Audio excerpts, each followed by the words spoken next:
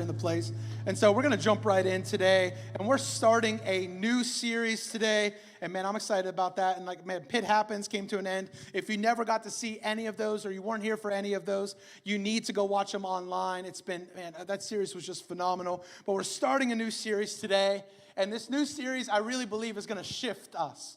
I believe as a church, it's going to put us into the future. And so it's not about me. Why don't you go ahead and hit it with your chest a little bit and say, it's not about me. Go ahead. It's not about me, all right? Sometimes that's hard to say, right? Right off the bat, can we get honest? It's so hard to say, it's not about me. The first time that I ever experienced it's not about me is when my sister was born. I was 7 years old, and my sister was born, and I went, who is this? I remember being a kid and being so upset that she got all the attention. She's crying. I remember in first grade, everybody, like all my teachers, were asking me, how does it feel to be a big brother? I hate it.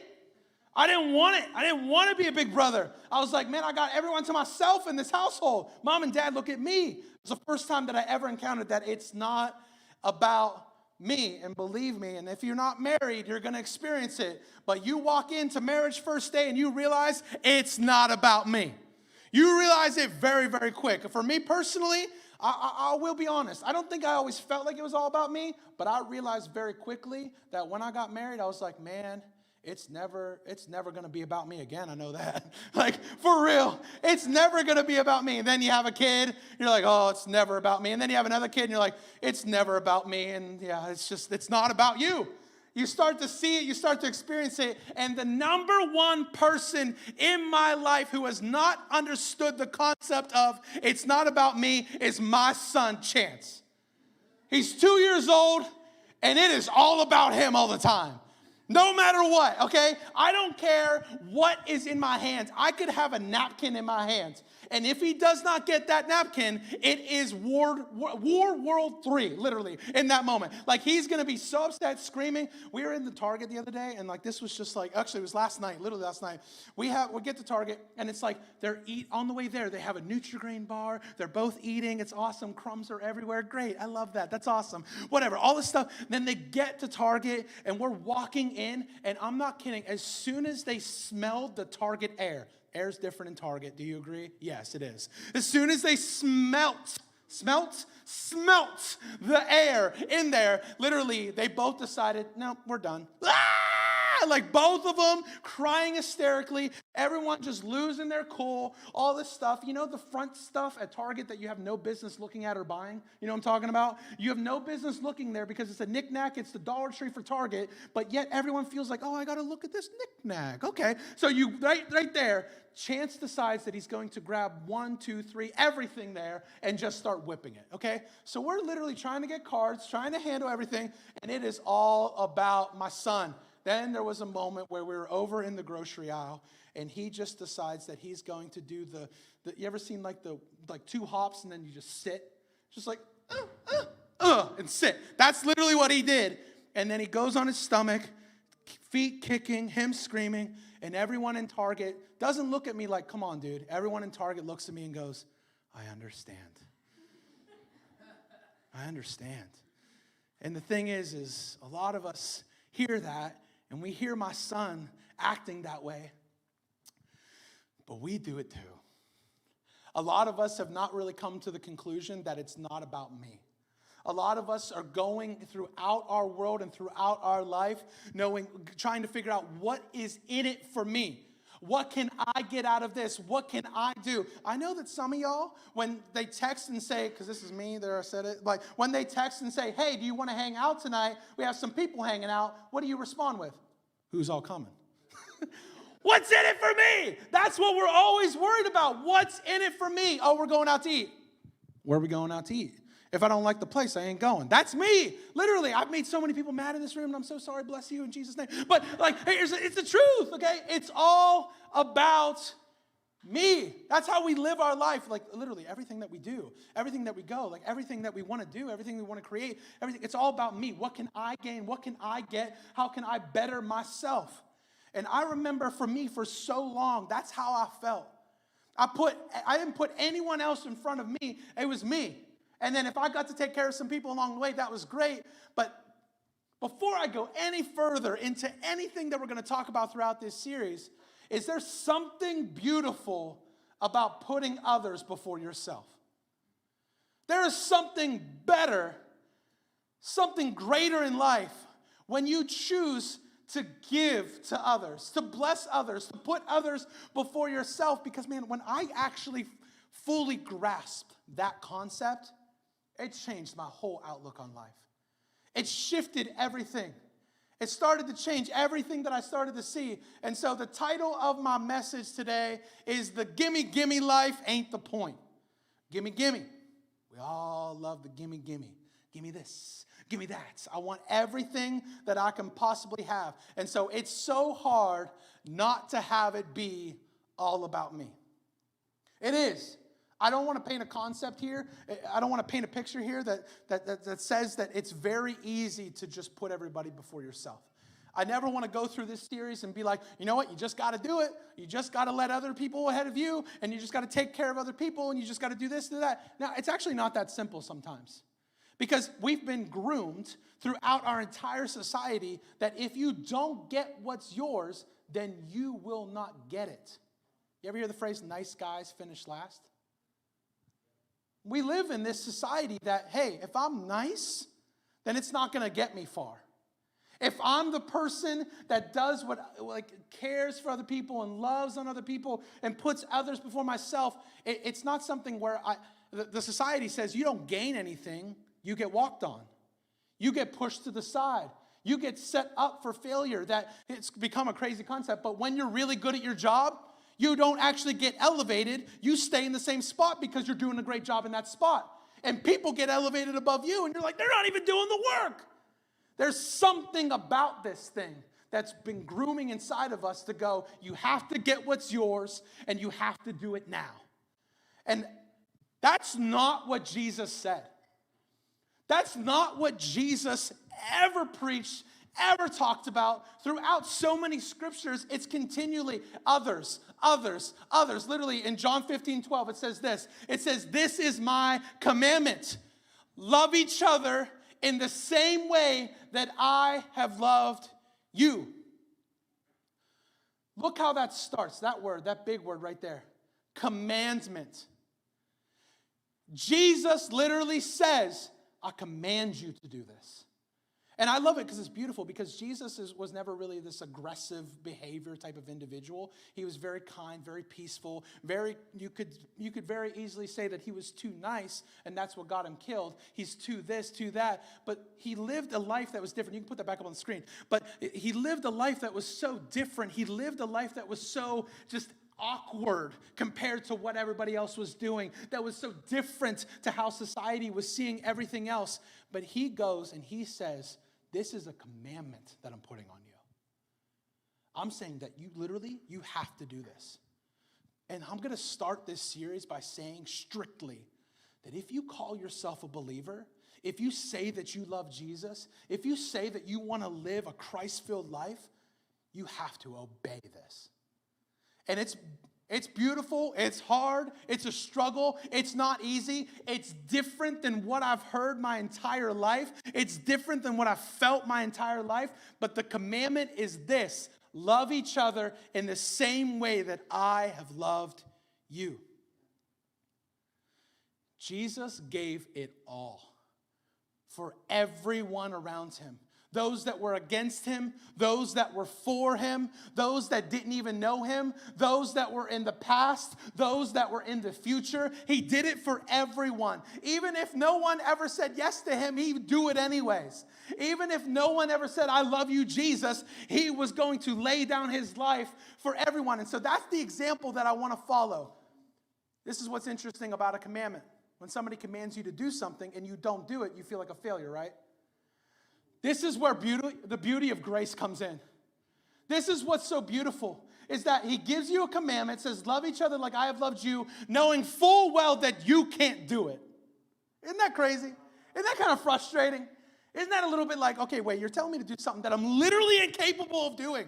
Like, I don't know about you. Some of you might be perfect, but I cannot love at all times. Ooh, I can definitely not love at all times. Cut me off in traffic, you are not getting love. All right? Straight up, man. There's times, there's moments where it's just like, man, it's like,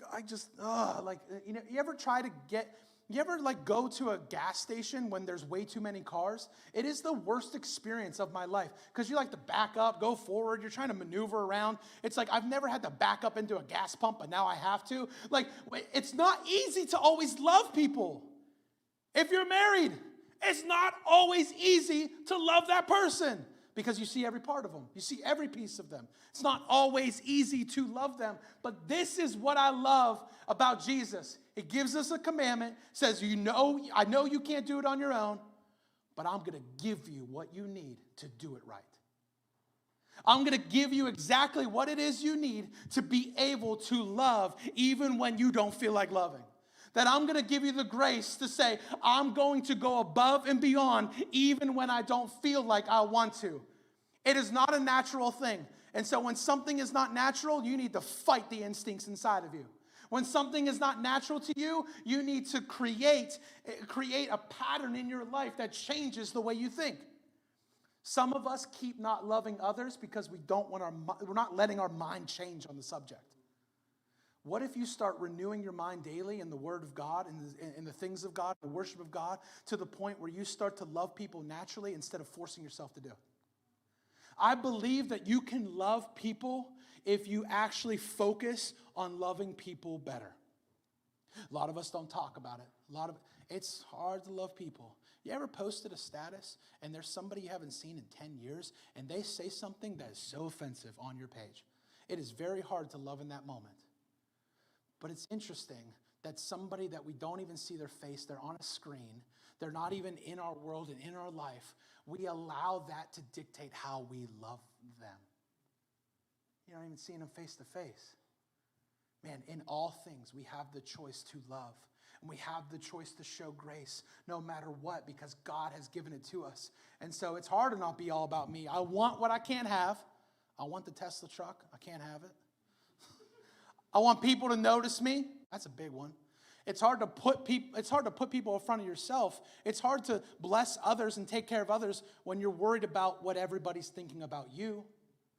A lot of us are so selfish in that thinking. What are people looking at? How are they looking at me? What are they thinking about me?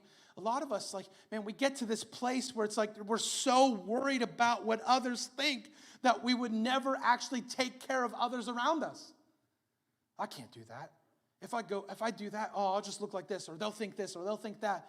And it's like, man, it's just stripping you of your love for other people because you're worried about what people think. That person did this, so I can't love them. If I love them, this person's going to say this, this, and this. I can't do that. Man, it strips us away of the impact that we can truly make. It strips us away of what we can actually accomplish. Somebody's alarm to wake up in the morning just went off. You woke up early, you're at church, like, dang, I got to go to church now. All right, but, so I want people to notice me. And then the last one is like, man, I truly just, I want to feel good. I want to feel good. I want to do things in life that makes me feel good. And so it allows us to not worry about what others think because we're worried about what makes me feel good. We live in a culture that is hookup. It's a hookup culture now. People aren't looking for a long-term thing. They're looking for a short-term thing. They're looking for something that's going to be quick, something that's going to be easy. And so they set themselves up to say, I just want something that's going to make me feel good. I don't care what it does to somebody else. I want to do something that's going to make me feel great for a second, and I don't care who it affects in the process. We're literally damaging people because we want to feel good for a minute. We're damaging people because we want to get a sexual fix, and so we're going to damage another person. It's ludicrous when we really think about it. You want something that's only going to make you feel good for just a second, and you're going to tear somebody's world down. I think it's so messed up, and I've been a part of it. I've been a part of that system where it's like, I care more about me and building me up and feeling good about myself than I'm willing to just rip you down. That's not all about them. It's all about me at that time. It's like, man, here's the thing. Okay, I want to say this is a side note. If you are dating somebody or you are looking to date somebody and it does not work out with that person, you better leave them better than you found them. I'm saying it again. You better leave them better than when you found them. I believe that a lot of us get into situations where we just want to take what's ours, abuse, be able to just get what I have. Like, here's the thing. When you're 9 months into a relationship, that's when the real stuff starts to come out. That's when you start to see that it isn't all about me. And you start to realize that now I got to lay down my pride. I got to lay down my stuff. And a lot of people just decide in that moment that I've gotten all I can get out of this and I'm moving on. I hate it. I hate a culture that says, I want mine and I'm going to get it. Live a life that says, I want to leave every person that's in my world better than when I found them. I want to make them better. I want to make them greater in life. I don't want to leave them just as is. I want them to be better. In Hebrews 13:16, it says, don't forget to do good and to share what you have because God is pleased with these kinds of sacrifices. When the Bible talks about sacrifice, it's so like we think that sacrifice is like leading an army and going into battle and it's this big crazy event. No. The biggest sacrifice that you can make is being kind to the clerk at Sheetz. Being kind to the waitress. I'm so sick of seeing church people treat waitresses bad, bro. Like, yeah, oh, I have some leftover pennies. There's your tip. Like, what? I'm getting sick of it. Like, we're called to something more. We're called to be kind. That's the sacrifice that God is actually asking us to make. The sacrifice says that I'm going to take a back seat and I'm going to do it. I'm going to do it. I'm going to go ahead and bless even when it doesn't make sense. I'm going to do this. And so love on people. In the Word, it talks about demonstrate your love. Demonstrate your love. Make the choice to demonstrate your love. So when I say demonstrate your love, it's not to be seen. It's not to be known. It's not to be an accolade, a well done, you did great. Like here's the thing, I don't do good stuff so that God will praise me. I don't do good stuff so people around me will go, that was really, really good. That was awesome. No. When you're doing truly good stuff, most of the time it's gritting your teeth, bearing through it and saying, man, I want joy in this, but sometimes it's just so hard to do it because it's not a natural thing. I don't always just want to love. I don't always want to give grace. I don't always want to go out of my way for other people. But in those moments, when you make that decision to do it, you are demonstrating your love for something bigger, for something greater. You are demonstrating your love for something that's eternal. What if we walked around this world with the kindness in our heart that made the decision to say, you know what? I'm going to love even when I don't get anything out of it. I'm going to love even when I don't see the benefits for me. That I'm going to love even when I'm not seen and even when I'm not noticed. That I'm going to make the decision that I'm going to love even if it's going to blow up in my face. I'm going to love no matter what. Demonstrate your love. Demonstrate your love in all things. I want to be faithful over famous. I want to be faithful in the things that God has called me to more than being famous, more than being seen, more than being known, more than being the accolades. Like, here's the thing. There's a culture when it comes to church that's like, there's like these like fancy, famous pastors and stuff like that. And I'm not dogging that. It's great. I hope they're making an impact. That's awesome. But this has become in a lot of churches of I want to be noticed, I want to be seen, I want to get accolades, I want to get a high five. And I promise you as your pastor that I'm saying I want to point you to the cross. I want nothing to do with this. I want the name Lightning Church Jesus Christ to be the name that is above Josh Clear. Like, I want this place to be known for love and grace and experience, not that's the place where Josh Clear preaches. Like, I want this place to be a place where you want to bring your friends because you know they're going to experience Jesus, not a place where it's like, hey, the preacher's pretty good. No, I want this place to make an impact, not just in the now, but in the eternal. I want something that lasts. And that is true in every aspect of our life. When you bring love into the situation, it's going to be something that lasts. When you bring kindness into a situation, it's going to be something that lasts. When it hurts, when it's painful, when they did you wrong, when they hurt you, when they have no business receiving your love and your grace anymore, but you make decision to say, I'm going to inject love and kindness and grace and peace into the situation, and no matter what the outcome is. Man, it's not easy. It's not easy. It's not easy to love your parents when they treat you a certain way. It's not easy to love your siblings when they don't understand why you go to church. It's not easy to love your friends when you make a change in your life for the benefits and now they have something to say. It's not easy to literally take up your cross daily and start living a Christ-filled life, and everyone that you knew now goes, oh, you're better than me now, right? That's what this is. It's not easy to inject love, grace, and peace into those situations, but the Lord says there will be lasting joy, lasting peace, lasting love that will be injected into this. And it's not just for the now, it's for the eternal. You don't know what your kindness is going to do. You don't know what your kindness today is going to do in someone's life 2 years from now. You don't know. The thing is like a lot of us feel like my kindness isn't worth all that much. My love isn't worth all that much. No, your love today can literally impact one person. And that one person can go and impact 2 people. Then those 2 people can go and impact maybe their family. So now it's 10.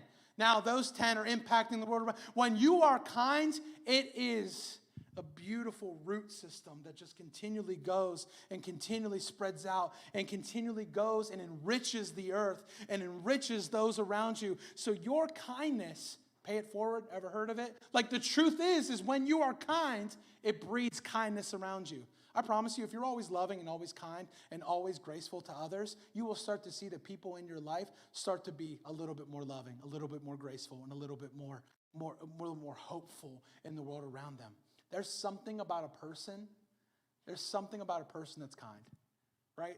A person that's just good, a person that's just kind, not mean, just graceful, and they're just nice. There's something about them.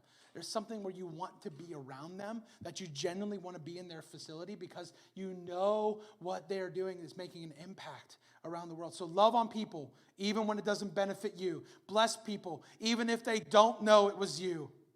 Care, not because they did it first.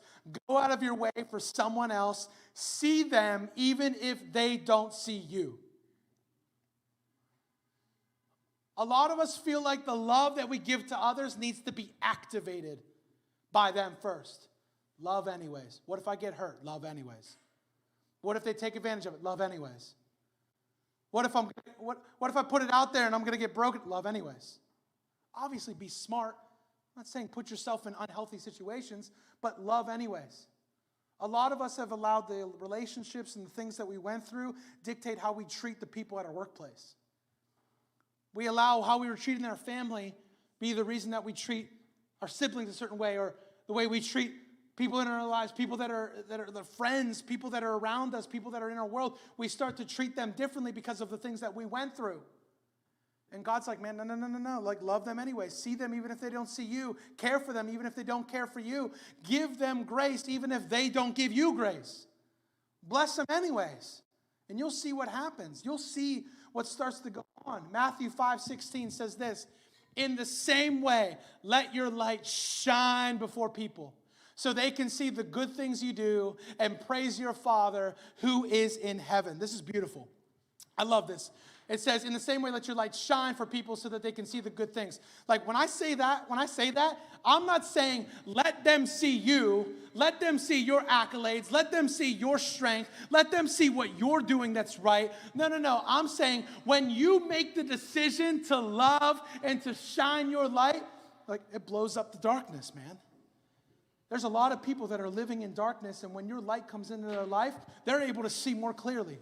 They're able to experience. And I'll be honest with you. Have you ever had a light shine in your face and your first reaction isn't to smile?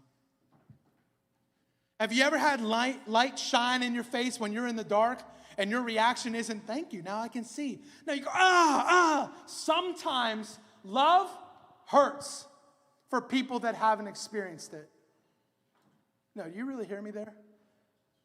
Sometimes love, true joy, true caring for other people hurts them because they haven't truly experienced it. And that's why we have the decision to say, you know what, I'm going to love you even when you're restless. That I'm going to love you even when you want to fight back. Let me make it a little bit more sense. You ever come in from the cold and you're so freezing? And your hands are almost numb because they're so cold. And then you put on the warm water. And you put your hands under it. And it burns. It literally burns you in that moment. That's how a lot of people are today in this world. They're so cold to everything that they've experienced, everything that's been placed on them, everything that's been put. Like, here's the thing. If you're in this room and you know Jesus, like, thank God. You get to experience what true joy and love actually looks like. But the whole world hasn't seen that yet. And if we keep just walking around like we're holier than thou and we know more than them and we have experienced it all and we don't really love them and have the grace with them as we love them. You're cold, here's warm water, why is this not working for you? We need to be more kind. We need to be more graceful. We need to be more loving. And some of us need to be okay with having a couple doors shoved in our face. Some of us need to get a little bit better at saying, you know what? I've loved, like here's the hard one. I'm like always nervous talking about this because I love her and I just never wanted to feel a certain way. But my mom did a lot of stuff when I was younger. And I don't want to paint this picture that she was this horrible person because she truly did love me. My mom was a workaholic. She worked a lot. Never really saw her. She made some decisions where, I was with my dad more than I was with my mom. And I remember feeling very frustrated about it at the time. And I'm not going to say that she's the reason that the marriage blew up, but it's kind of what seemed like it happened. And I remember feeling lost and confused because my mom was somebody that I admired and somebody that I looked up to. And so then I go to college, I come home, and I'll be honest, experiencing college and coming home, there was something that just didn't click with me and my mom. And I know that it was in my heart. It had nothing to do with what she was doing currently, what she was saying currently, how she was acting currently.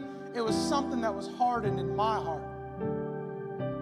And so anything and everything that she would do, I saw it as negative.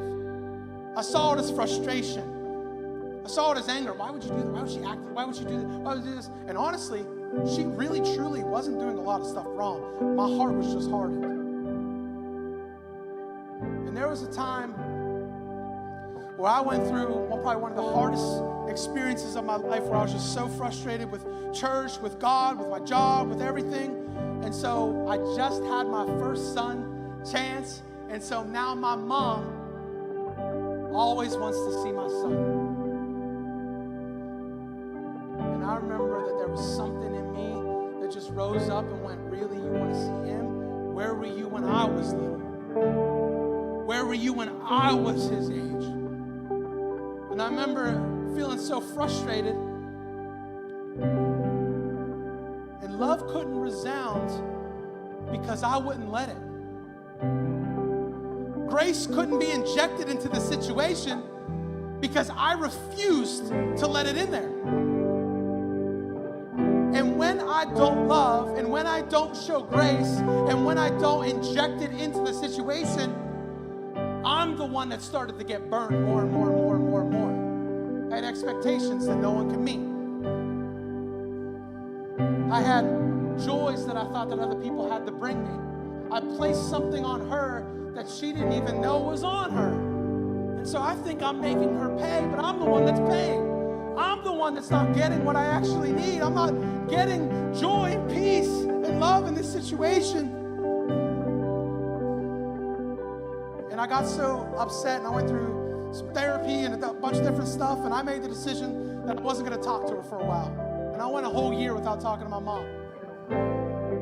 And yeah, the Lord did some work on her, and yeah, the Lord's awesome, and that's cool. And I know that he did some things in her, but he did a lot of work in me. He started to help me see that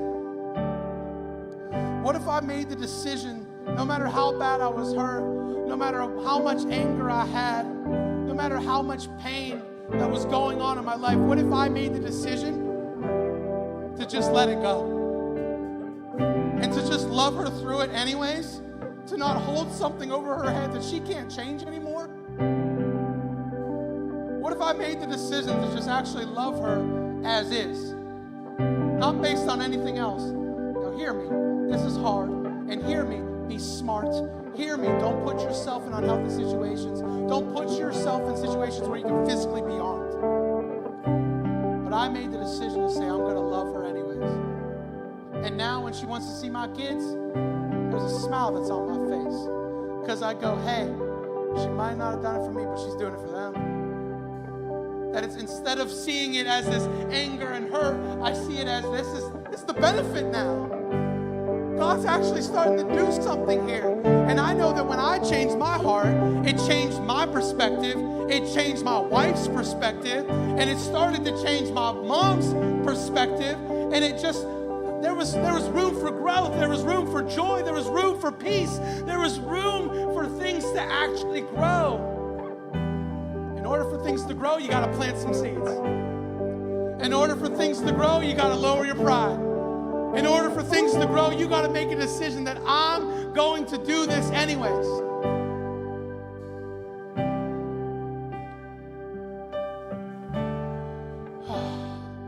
Let's stand to our feet. I just want to share this last verse with you. In Matthew 5:16, it says this. Oh, I just read that. The next verse, if it's on there. In Matthew 5:41. It says, whoever forces you to go 1 mile, go with him 2.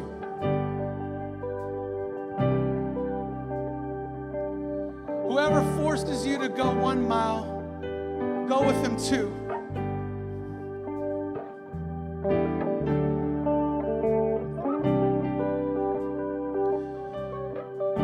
This refers to a practice of impressment by the Roman law. Any Roman soldier could order a Jewish civilian on the way to carry his baggage, mainly containing armory, for 1 Roman mile. A Roman mile was roughly 1.45 kilometers.